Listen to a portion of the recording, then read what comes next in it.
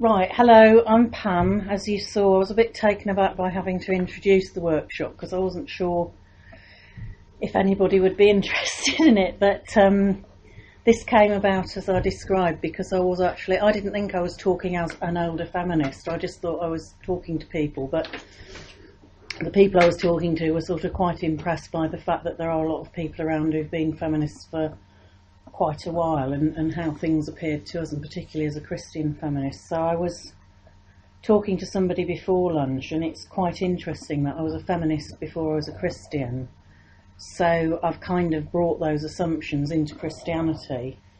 So I've really always questioned the assumptions I'm being given by Christianity about women and questioned where they came from, which has been quite a helpful way around of looking at it. And what I've done is I've prepared some things to say, but there's also some discussion starters as well. And if you don't feel like discussing, don't feel put on the spot. I can just talk all hour, talk forever if you want me to. But I will give you some opportunity to feedback if you want that. So I'd said I'm actually an ordained woman in the Church of England, and I was ordained as a deacon coming up for 10 years ago.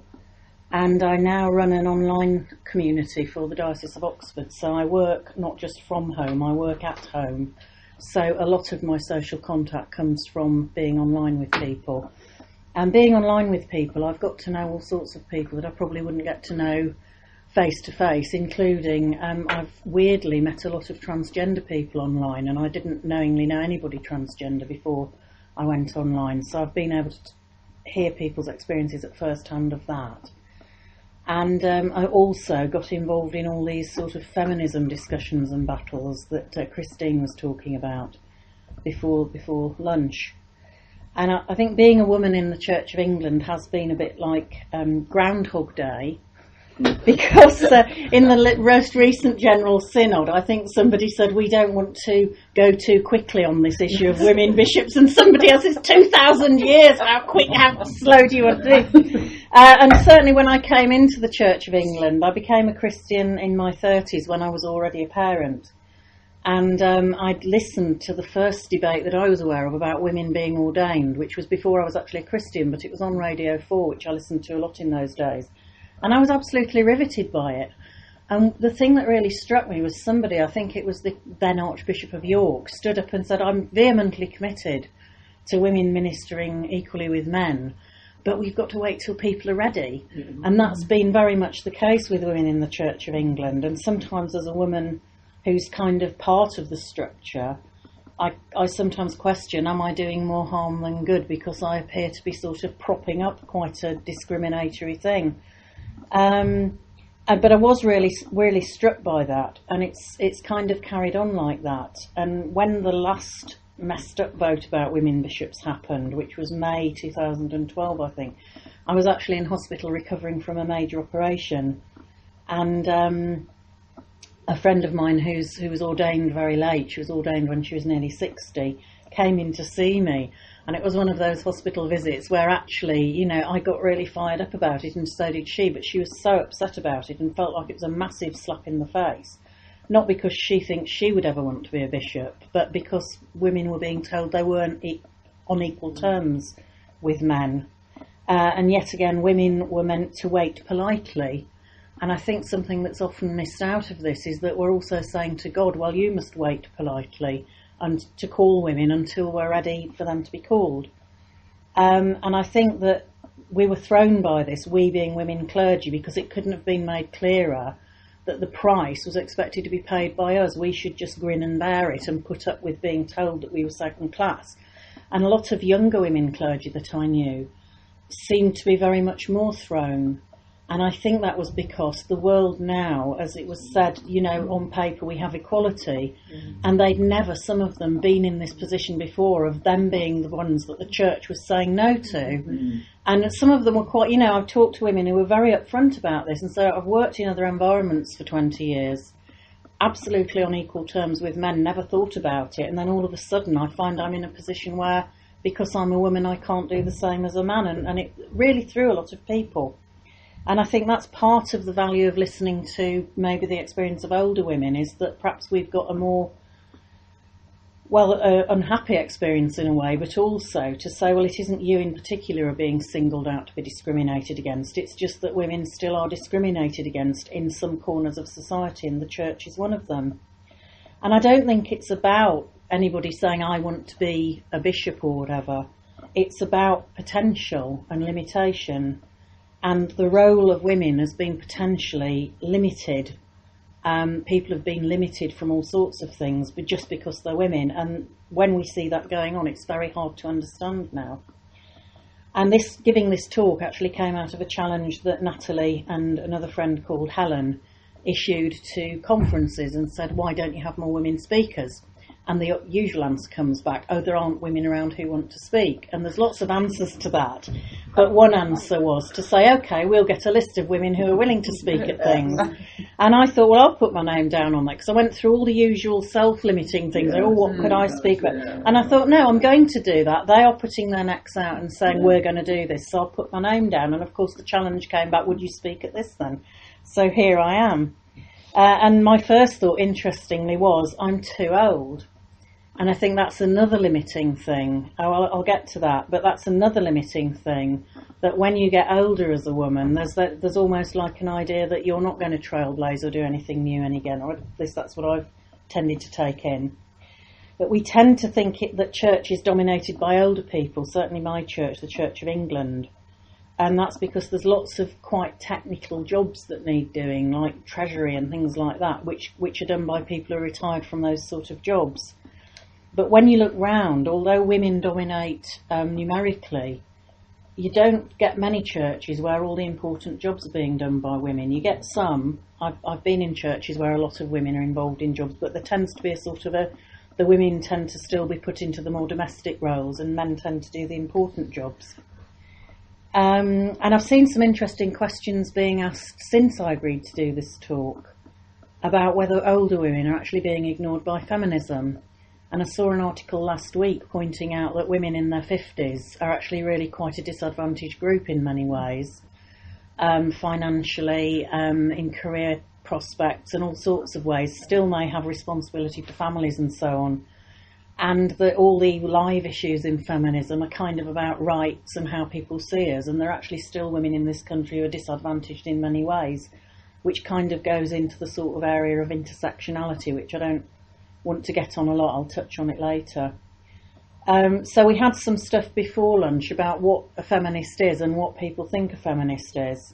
And I think that's when I was younger. We were kind of told that a feminist, part of being a feminist was not buying into things about how you should present yourself. So it tended to be about unshaven armpits and legs, wearing dungarees, possibly not worrying about your figure and all. That's another stereotype. And the put down of feminists was, oh, well, you're just a feminist because you're too ugly to get a man. And there's nothing wrong with being into fashion and appearance if that's who you are and what you're into. But I have noticed that certainly the visible feminists that we're seeing now, and visible Christian feminists, they're all quite similar. They're all quite young and well-dressed and good-looking and highly educated, and there's nothing wrong with that. But again, it's like, are we creating a new stereotype that if you want to be taken seriously as a feminist, you have to, wear nice shoes, and I think we should wear nice shoes if that's our thing. I can't walk in high heels, and my ankles swell up very easily because of various things I've had wrong.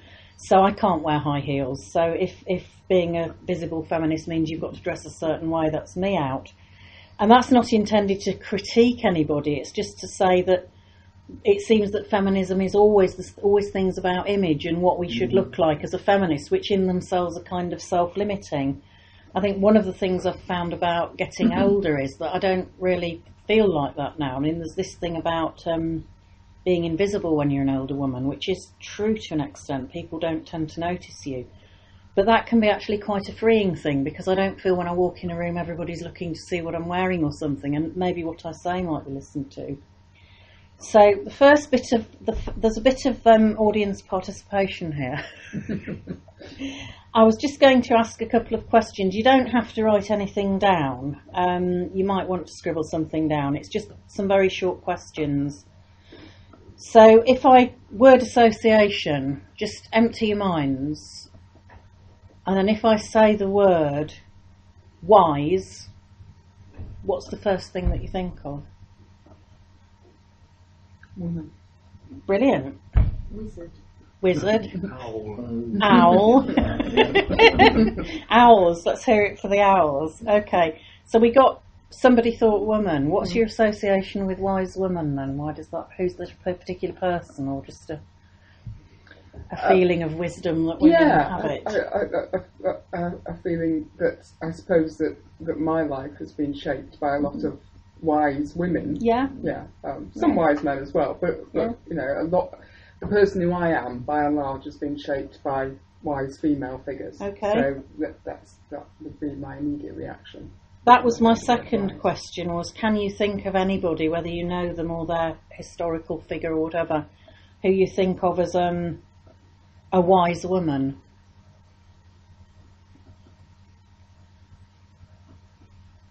And what would anybody like to share something about who they thought of?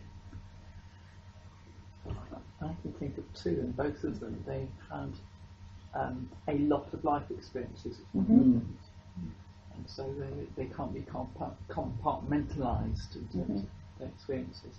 And so if you're relating to them, your experiences could be, they often have similar experiences or helping somebody. And is there a sense of them putting those experiences to use for other people as well? Is that in it? Yes. That you help other people by your experience if you're a wise person or woman. Anybody else like to share anything?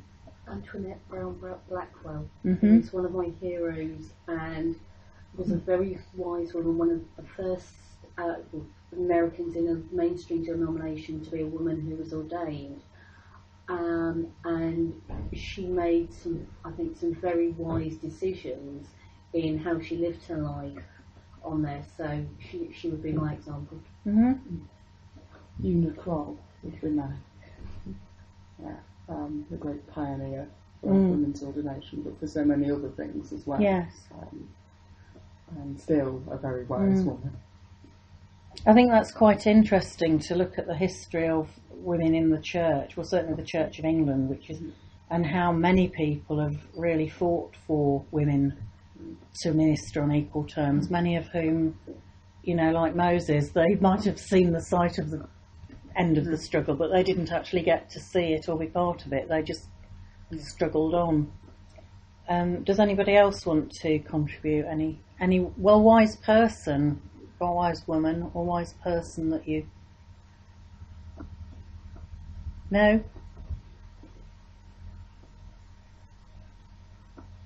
Just some ordinary people that, just a Quaker lady Yeah. had a great influence on me and had a wide experience in peacemaking Yeah. and so on in various situations as an individual rather as a member of a group or doing active campaigning, marching or anything like that, but she did things in Northern Ireland and elsewhere in Miners' Strike and so on, and she's been with me in the background for 40 years or more, so she's had a great influence on me. So there's something certainly in what some of you have said about experience bringing wisdom, is that right? Experience, and sometimes difficult experience, and helping other people and mentoring them through it.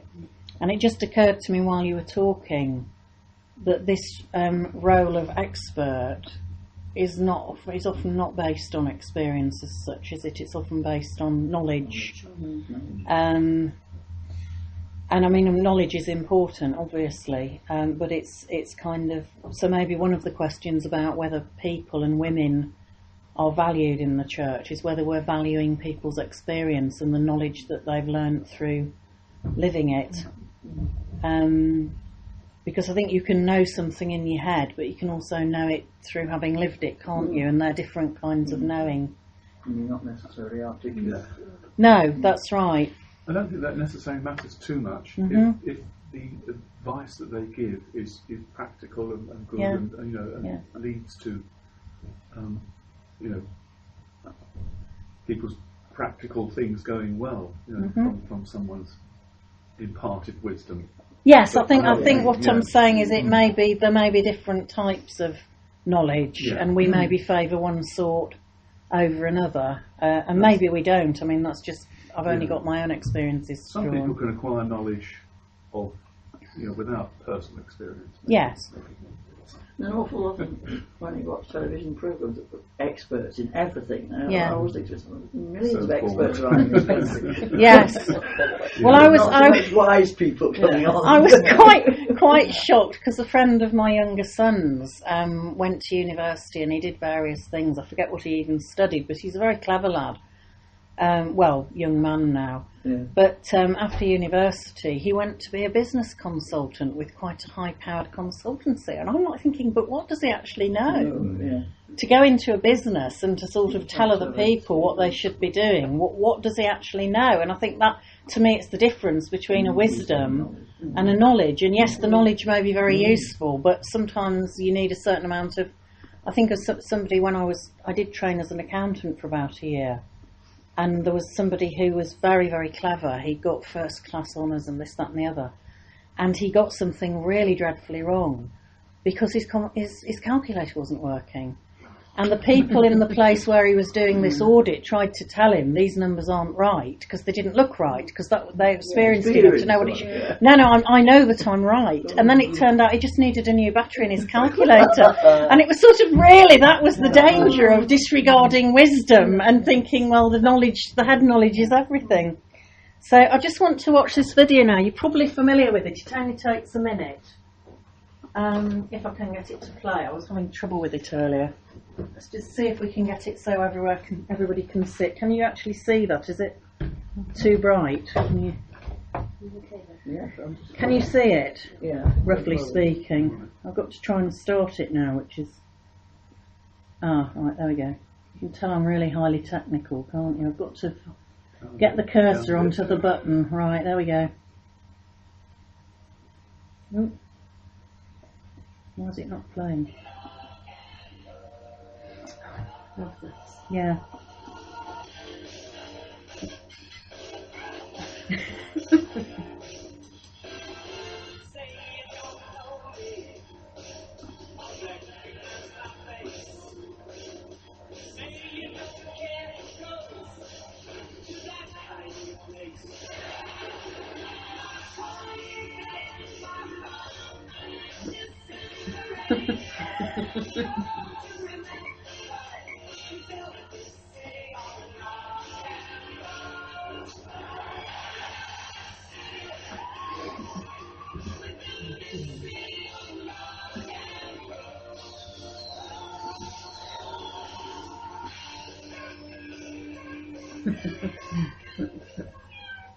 I'm going to put it down now because there's another bit about making your own video which isn't really relevant. Had everybody seen that before? No. Okay, well, could you see it okay? Yeah.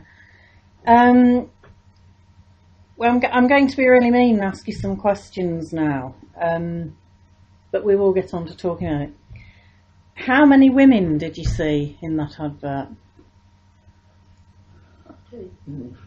2? It's not a trick question. I was just interested myself when I thought how many women are there in it, and I've watched it several times. So, which 2 women are you thinking of? The little girl and the old lady. Okay. Did anybody see another woman? I counted 3. Her mum at the end. We presume it was her mum, waiting for her to come cycling back round the circle.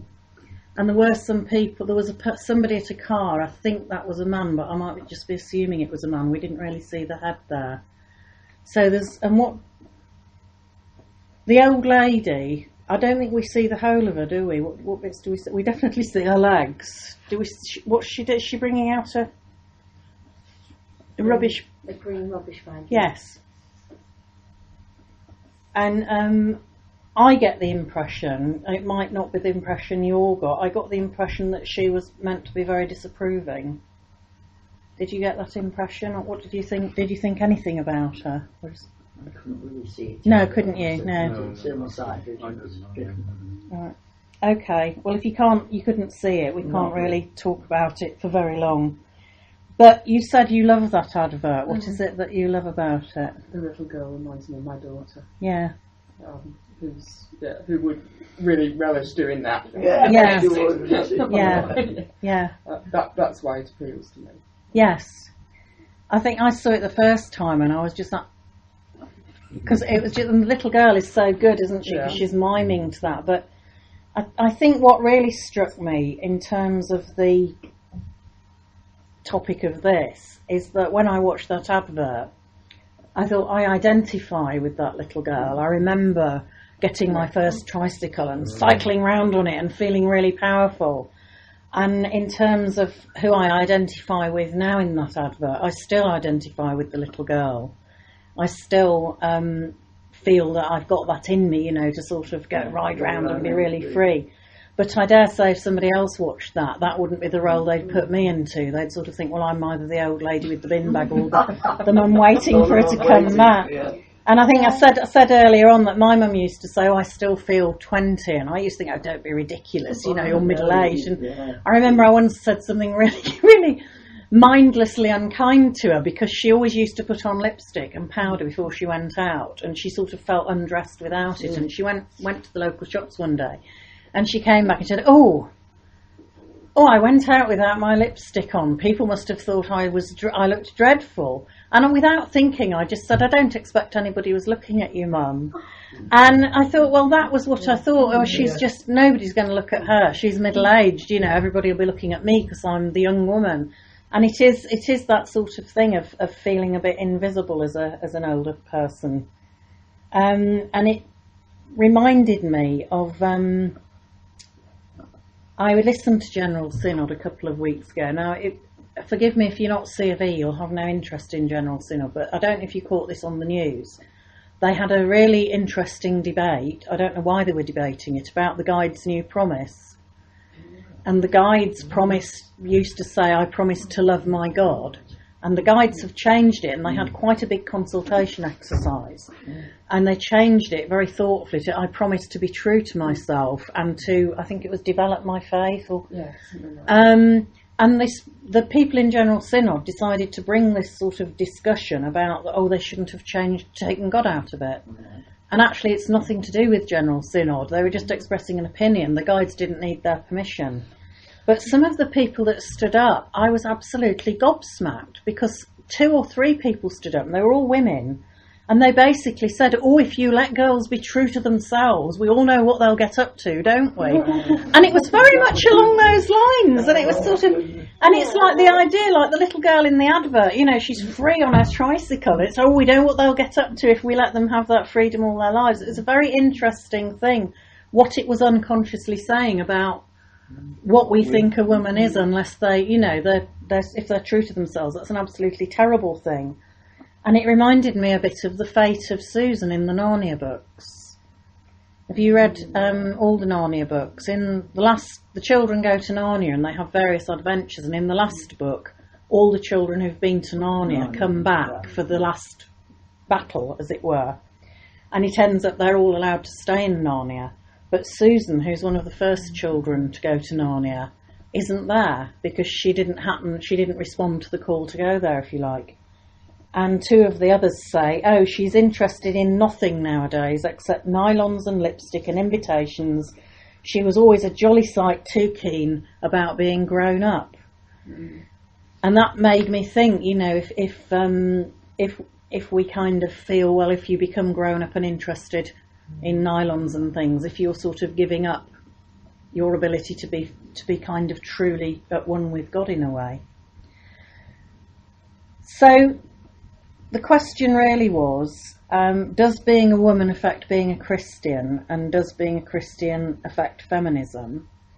And we had some of the waves of feminism before lunch, and I think that being older does kind of add another level to it. Of being an older woman, I think there's more of a limitation. I've found that anyway. And I think that it's kind of interesting to think that there's a whole generation of women like me who've sort of had a little bit of recognition, but we're not actually going to be able to contribute that much because things are moving so slowly. So I think that's the question is, how do we contribute that wisdom that we have and that knowledge that we have if the institutional church isn't really prepared to listen to us? And I wondered if anybody else has had any experiences either of being able to contribute through church or not being able to contribute through church. Or do you feel that being a feminist is kind of on a par, runs alongside being a Christian, or that thing that came up before lunch when the question was how should Christians approach feminists? And it was like, well, what if you're a feminist and a Christian? So do you feel that that feeds into you're able to contribute something through that, or is it kind of two different worlds? I'm going to start off with something slightly different from that. I think to do with your age, in fact, it's to do with your self-esteem. And your self-esteem is to do with your experiences, and that will include positive, but it will also include the negative experiences. And when you're talking about now being limited by your age, in fact, it's your experiences that have limited you, and the fact that you have come up against recalls at various points. The reason I'm saying that is I have been out of society for 26 years because I've been ill. Yeah. I have just come back into society. Wow. And I do not see the limits that you see because I haven't had the knocks that you have. Great. So that's something you're positively contributing to me then. Yeah. And are you able to contribute? I don't know if you're a member of a church, but how do you feel that the things fit in as a confident woman who expects to be seen? Do you think that changes your experience? Yeah. Well, sorry, that's a bit of a yes/no question. I haven't got the experiences to build on that people of my age have got. So people of my age have been through committees and through work experiences, which I have not developed. So it means that I don't know my limits in a way that you would. Yeah. And so I will start saying, well, something is possible, and start on that track, not knowing if it is or isn't, but not give up. Because I haven't, whereas most of my generation are now near the end of their lives and extremely tired and fed up with the battles that they have had, I am saying, but I haven't contributed to society. Yeah. So why don't I do something? Brilliant. So it is a completely different outlook. It isn't an age thing, it's an experience thing that you're talking about. Don't think that helps, actually. No, I mean, it's a workshop. It's for people to contribute what they want to contribute, absolutely. I'm not an expert on this. I'm just sort of trying to stimulate from all I've got to go on is my own experiences and those of the people I know. I think the age thing is interesting because in general society, I'm considered as I'm getting older now, I'm middle-aged, daughters of the union, the rest of it. In church, because of missing generation and everything, I'm still considered quite young. Yes. And I get treated in different ways. Yes. But both through my experience of the time I was at school and moving into careers, and more latterly in the church, there seems to be an expectation that because the generation immediately before me fought all the battles, that I'm part of the generation that's being pushed to take advantage, particularly about things like leadership. So this kind of issues that come out of experience that I feel passionately about, and think are feminist issues like the place of single parents in the church, for example. Actually, it's almost like I'm being pushed. There's no opportunity to kind of talk about those things that I'm actually passionate about, because I'm being pushed that the leadership opportunities are there, I should take them, and that I have to actually should be taking opportunities that I don't necessarily want to take, but the things that to me are feminist concerns that I think lots of women in the ordinary, sort of what I call ordinary women in the pews, which affect their lives, are actually being kept still invisible because, particularly in the Church of England, there's still this argument going on about leadership. It's like there is a whole set of feminist arguments not being had. Yeah. Yes, there was a really interesting thing. Somebody on some group I'm on Facebook said, can anybody recommend any books by women about leadership? And loads of people recommended books by women which were all about women in leadership. And she said, that's all really interesting, but does anybody know of a book that a woman's written about leadership, full stop? And it's slightly coming out of that. It's like, well, we're still kind of saying, oh, women have this issue about leadership, so we need lots of things about women's leadership. And maybe what you're saying is it needs a bit of a gear change, and to say, well, we need to look at what women are concerned about as people, maybe, rather than as women.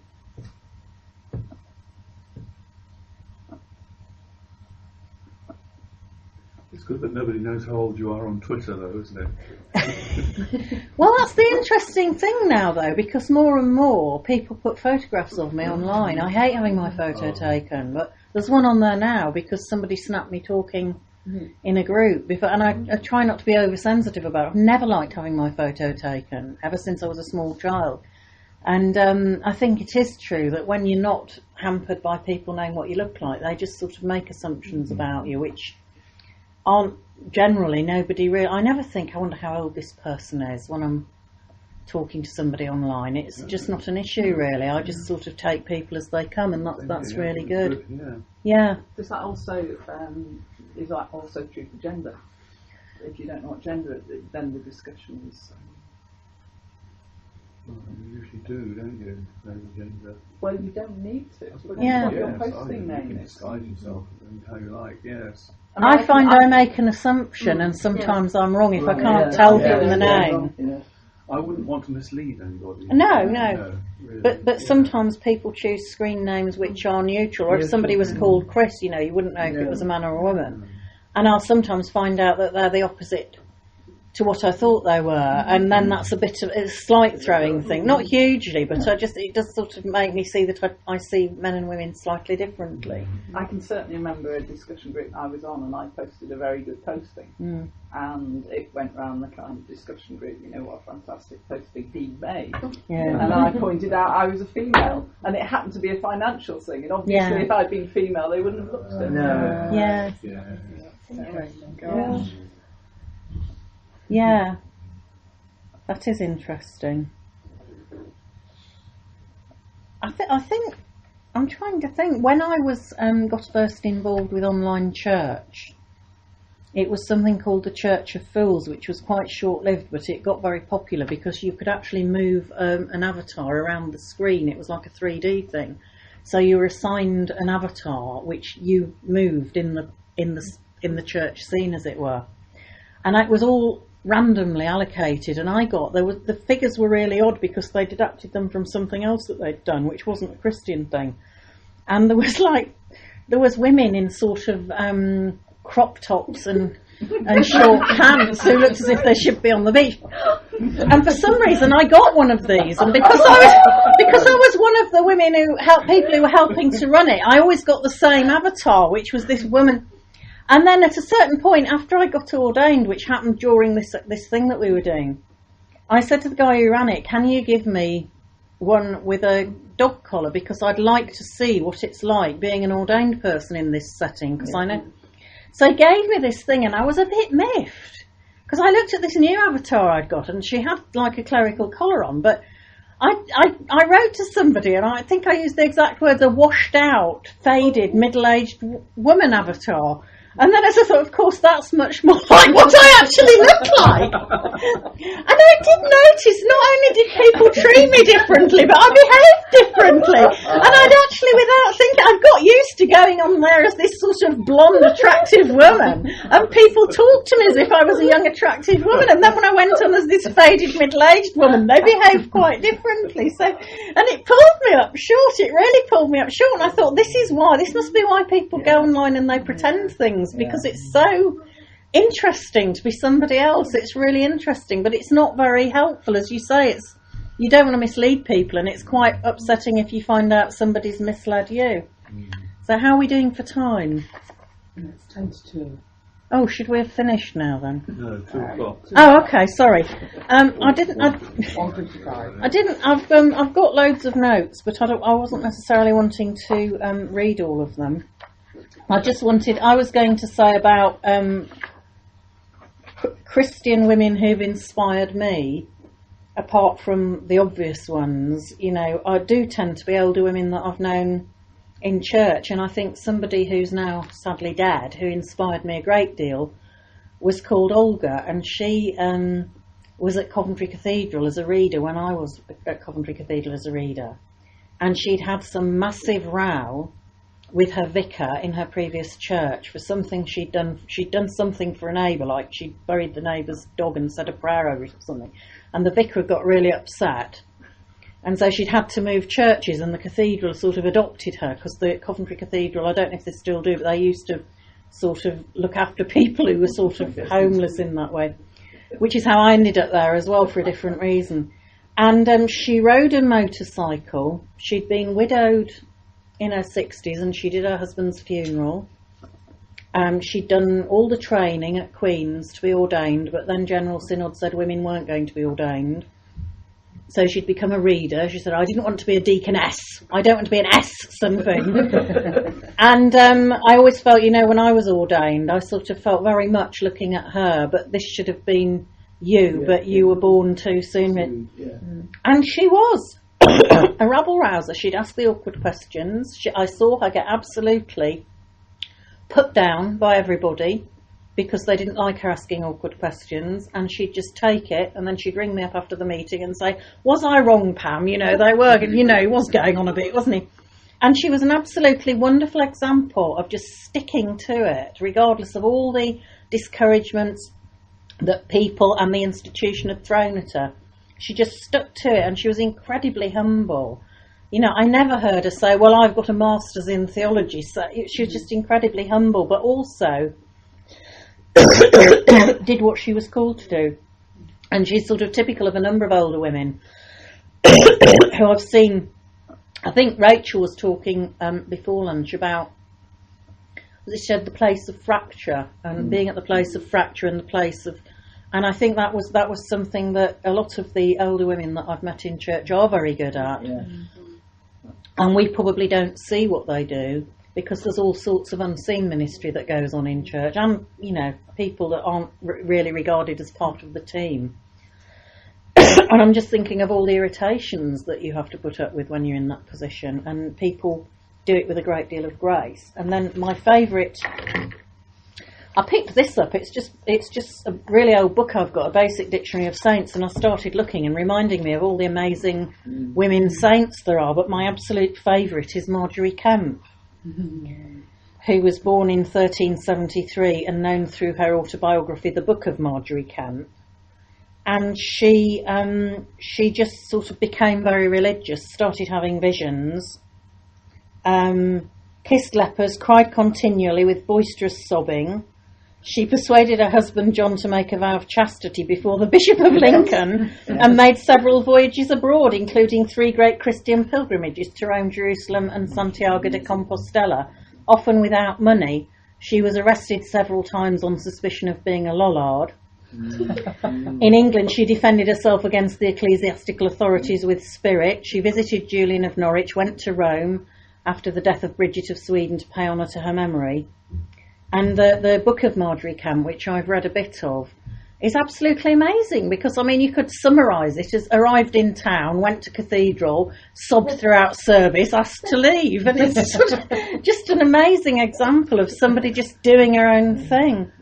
And then I have, just as a takeaway, I've just made a list of some of the books that inspired me. I was definitely the sort of feminist who became a feminist through reading. And I've just listed some of the books that I read which influenced me. There's only one that's specifically Christian, and that might be surprising because it's by Anne Atkins, who is actually always on the radio now, sort of. Well, this book is brilliant. It's about the men and women in the Bible. It's called Split Image. And all sorts of things that she says in that really helped me with this struggle about how are you a Christian and a feminist, believe it or not, because she's a very bright woman. And some of the things she says, which showed me how much we read backwards from our own culture into the Bible and assume that it says things that actually it doesn't say. So I think it's still in print, but I found that incredibly helpful. And then Words and Women, which is just shows you how the use of language affects how we see ourselves, which was a real eye-opener. But also, I got it in a pound shop. I had no idea it was a really famous book, The Descent of Woman by Elaine Morgan.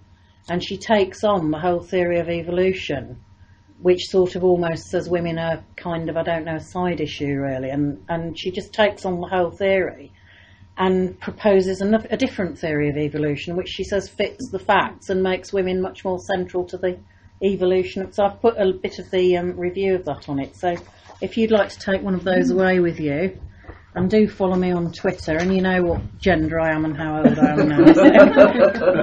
But if you follow me on Twitter and remind me that you're at this, I'll certainly follow you back. I don't always follow people back straight away in case they're trolls. Well, if it's best to wait. Is it? I do. Beautiful Nun. She said, yes. Wait a few days and see if they got,